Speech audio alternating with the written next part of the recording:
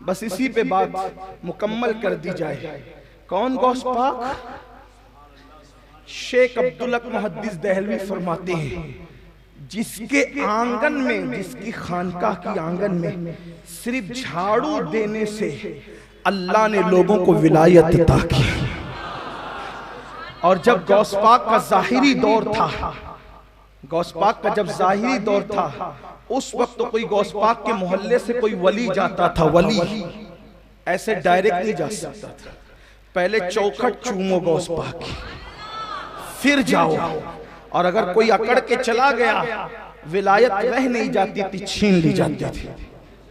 उठाइए, अब मैं उसकी बात कर रहा हूं जो चिश्तियत का आफ्ताब व महताब, आबरूबे सिलसिले चिश्तिया, हमारे पीर निजामुल हक वद्दीन, सुल्तानुल औलिया फिल हिंद, महबूब इलाही हजरत ख्वाजा निजामुद्दीन औलिया, वो अपने मलफूजात में बयान करते हैं। देखो गौस पाक क्या है। पहले ये समझ लें आप, वलियों की अलग अलग डिग्री है, कैटेगरी है।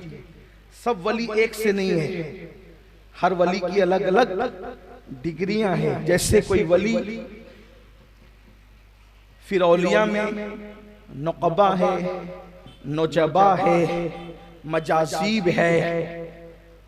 इसी तरीके से उनकी अलग अलग मकामात, कलंदर है, अब्दाल है, औताद है, अगवास है, ये सब मरातिब है। कुतुब है, कुतुबुल अक़ताब है, गौस है, गौसुल अगवास है, ये सब मरातिब है।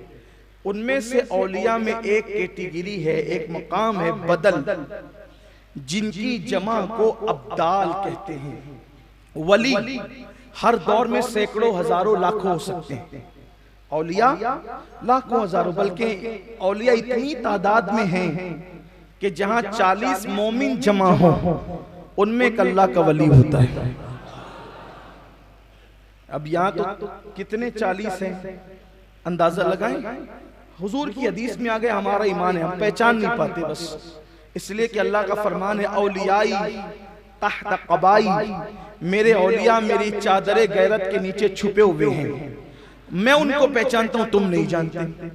भाई पर्दे के पीछे जो लोग हैं, तो उस पीछे उस पार वाले उनको क्या जाने।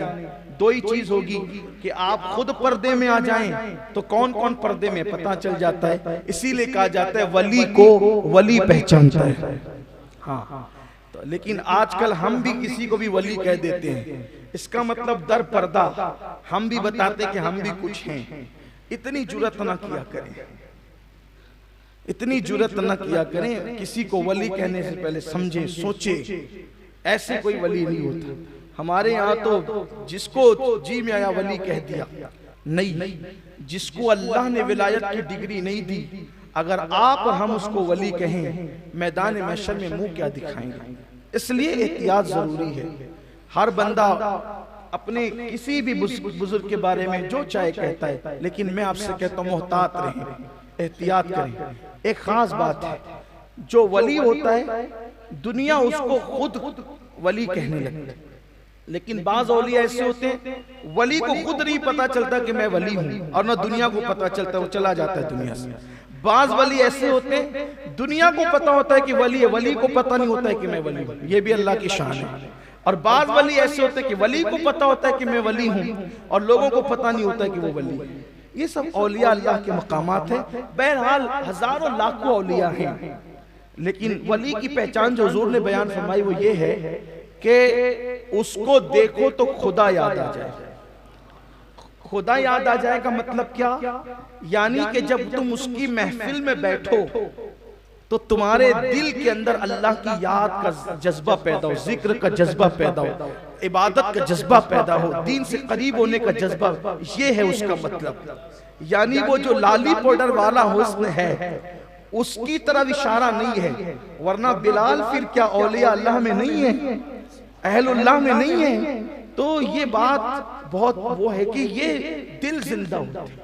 वली किसी महफिल में कदम रखते तो महफिल का रंग बदल जाता, उसकी रूहानियत, उसे लोग ना भी देखें तो महफिल का रंग बदल जाता है। जैसे कुछ महफिलें ऐसी होती हैं कि कुछ महफिलों के अंदर होते वही लोग हैं, लेकिन ऐसा लगता है यार आज कुछ अलग कैफ था, तो कोई अलग आ गया था, इसलिए वो अलग कैफ था।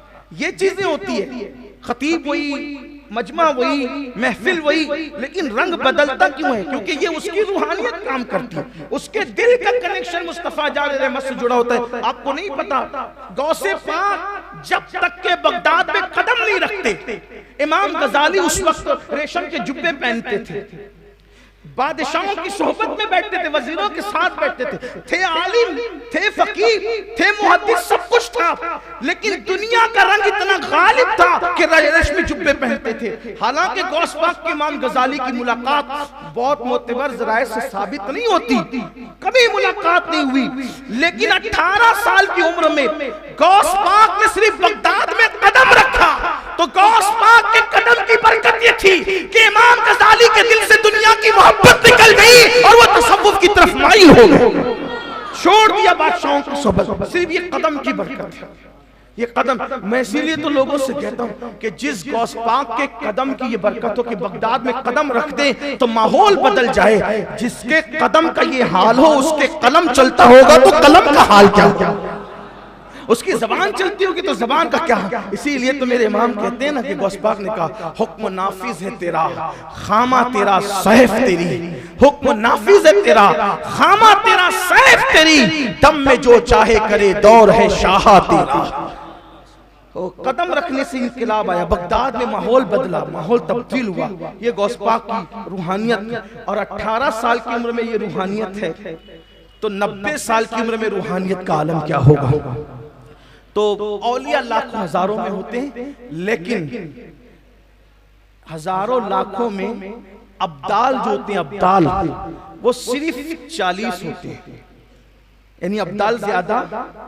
इसका मतलब क्वालिटी पर नजर है आपकी कि किस शान के लोग हैं वो जिन्हें अब्दाल कहते हैं, और कौन है वो? सरकार अलैहिस्सलाम फरमाते उन्हीं की वजह से बारिश बरसती है। हदीस पाक है, इजाबतुल गौस अल्लामा शामी की का मुख्तसर सा रिसाला, उसके अंदर ये रिवायत मौजूद है। उनकी वजह से बारिश बरसती, उनकी वजह से मुसीबतें दूर होती, उनकी वजह से तकलीफें दूर होती, उनकी वजह से जमीन से अनाज उगता है। अब समझ में आया अब्दाल कौन है, अब्दाल की शान क्या है। अब सुनो हजरत महबूब इलाही हमारे मुर्शिद क्या फरमाते हैं। फरमाते हैं कि गौस पाक का एक मुरीद गौस पाक की खानका में दाखिल हुआ तो क्या देखा कि दरवाजे पर एक आदमी गिरा पड़ा हुआ है, जमीन पे खाक में पड़ा हुआ है, उसके हाथ पैर काम नहीं करते, वो रोता है, कहता है कि माफ कर दो, माफ कर दो, माफ कर दो। कौन कह रहा है? महबूब इलाही बयान कर। उनके अल्फाज, उनके फरामीन को मैं अपने अल्फाज के जामे में पेश कर रहा हूं। गौस पाक का मुरीद खानका में आ रहा है, एक बंदा हाथ पैर से माजूर मफलूज पड़ा है और कहता है मुझे माफ कर दो, माफ कर दो। और मुरीद जैसे दाखिल हो तो कहा जरा सिफारिश कर दो कि माफी मिल जाए। मुरीद आया, कहा सरकार कितनी आहोजारी कर रहा है वो बंदा, उसे माफ कर दीजिए। सरकार गौस पाक फरमाते हैं तुझे पता है वो कौन है? कौन है तुझे पता है? नहीं हुजूर मुझे कुछ भी नहीं पता, बस इतना है कि उसने मुझसे कहा कि भाई माफ कर, माफी ला दो, तो मैं माफ सिफारिशी बनकर आ गया माफी मांगने के लिए। फरमाया बेटे वो अब्दाल है, अब्दाल, अब्दाल में से है वो। कौन? चौखट पे पड़ा हुआ, चौखट पे वो जो बंदा पड़ा है वो अब्दालों में से, मामूली आदमी नहीं है। अहदीस जिनकी फजीलत बयान कर रही है, फरमाते मेरे मुर्शिद गौस पाक को अब्दालों में से। कहा हुजूर इसका ये हाल कैसे हो गया? फरमाया ये और इसके साथ 2 लोग और थे, वो भी दोनों अब्दाल थे। ये तीनों बगदाद से उड़ते हुए जा रहे थे, अल्लाह ने इनको उड़ने की ताकत दी, कुव्वत दी, सलाहियत दी। ये बगदाद से उड़ते हुए जा रहे थे, जैसे ही मेरी खानका आई, इसका एक दोस्त दाएं हट गया कि शेख अब्दुल कादिर जिलानी की खानका आ गई, इसका दूसरा दोस्त बाएं हट गया कि शेख अब्दुल कादिर जिलानी की खानका आ गई। लेकिन ये नहीं हटा कि वो भी वली मैं भी वली, तो मैं उनकी छत पर से जाऊंगा। जैसे ही मेरी खानका की छत पे आया, कुदरत ने इसको उठा करके यहाँ मेरी चौखट पे गिरा दिया कि अब्दुल कादिर की छत का जो एहतराम न करे उसका अंजाम यही होता है। मुझे बताओ अगर अब्दाल उनकी छत पे से जाए तो गिरा करके दरवाजे पे डाल दिया जाता है। जब उनकी छत की ताजीम का ये आलम है तो उनकी जाते वाला सिफात की ताजीम का आलम क्या होगा। फिर गौस पाक फरमाते, क्योंकि करीमुल अबवैन थे, करीम इब्ने करीम, सखी इब्ने सखी, दाता इब्ने दाता, आका इब्ने आका। सरकार गौस पाक फरमाते, तूने कहा जा मैंने उसको माफ कर दिया, जा मैंने उसको माफ कर दिया। एक कहना था माफ कर दिया, वो फिर उड़ता हुआ चला गया। ये है गौस पाक।